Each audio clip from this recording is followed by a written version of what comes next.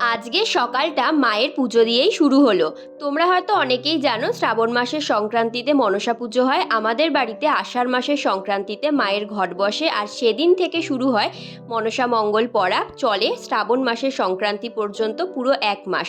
আমাদের পুজো হয়ে গেছে, প্রসাদও সবার মধ্যে ভাগ করে দেওয়া হয়ে গেছে। আজকে ছিল আবার উল্টো রথযাত্রা, সেই কারণে আমি রেডি হয়ে গেছি আর একটা নতুন ব্যাগও নিয়ে নিয়েছি। চলে এসেছি আমাদের ঠাকুরের স্থানে, যেখান থেকে রথটান শুরু হবে। এখন আমরা রথের ওপর থেকে গ্রিন সিগন্যাল পেয়ে গেছি, শুরু হচ্ছে রথটান।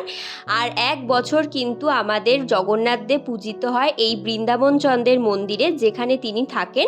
সেই জায়গাতেই রথ আবারও ফিরে এলো। মাসির বাড়ি থেকে রথ চলে এলো নিজের বাড়িতে, আবারও 1 বছরের অপেক্ষা।